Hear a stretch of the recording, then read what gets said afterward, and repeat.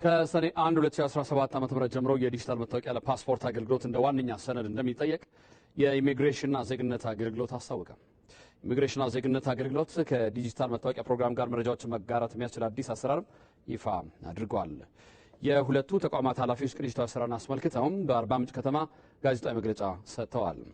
በዚህ መሰረት የዲጂታል መታወቂያ በቀጣይ ተቋሙ ለሚሰጠው የፓስፖርት አገልግሎት እንደ ዋነኛ ሰነድ ያገለግላል ሲሉ የኢሚግሬሽንና ዜግነት አገልግሎት ዋና ዳይሬክተር ሰላማዊት ዳዊት ገልጸዋል። ለምንሰጠው የፓስፖርት አገልግሎቶች የዲጂታል አይዲ እንደ ዋነኛ ዶክመንት ከሌሎቹ ዶክመንቶች ጋር በተጨማሪ ዋነኛ ዶክመንት አድርገን ከሰኔ 1 ጀምሮ የምንጠቀም መሆኑን ለማሳወቅ ነው።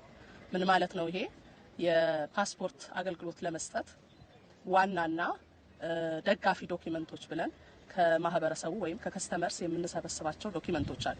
እነዚህን ካረጋገጥን በኋላ ነው ፓስፖርት ኢሹ የምናደርገው ማለት ነው። ስለዚህ ከነዚህ ውስጥ በተለይ ዋና የሚባሉ ዶክመንቶች ውስጥ የዲጂታል አይዲ እንዲካተት ስምምነት ላይ ደርሰናል ማለት ነው። አሰራሩ ችግሮችን በማስቀረት ታማኝነት ያለው ሀገራዊ መረጃ ለማደራጀት ከፍተኛ ጠቀሜታ እንዳለው ዋና ዳይሬክተሯ አመላክተዋል። የዲጂታል መታወቂያ ፕሮግራም ዋና ዳይሬክተር ዮዳሄ ኃይለሥላሴ በኩላቸው ቅንጅታዊ ስራ ወጥነት ያለው የተሟላ መረጃ ለማደራጀት አይነተኛ ሚና እንደሚጫወትም አንስተዋል።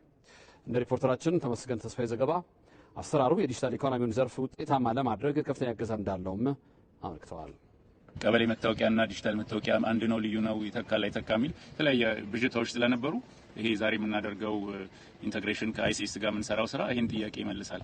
አንድ ክልል የሚሰጠኝን መታወቂያ ኢሚግሬሽን የሚሰጠኝን የሲቪል ሬጅስትሬሽን አይዲ ከዲጂታል አይዲ ጋር ተናበበ ማለት አንዱ ሌላው ኢንተርቼንጀብል ሆኖ ማገልገል ይችላል። ስለዚህ በአገር ደረጃ ያለውን ተናባቢነት፣ ወጥ የሆነ አሰራር ስርዓት፣ የዜጎችን እርካታ ከምንም በላይ ዲጂታል ኢኮኖሚውን በዚህ መሰረት ማሳለጥ እንችላለን ነው።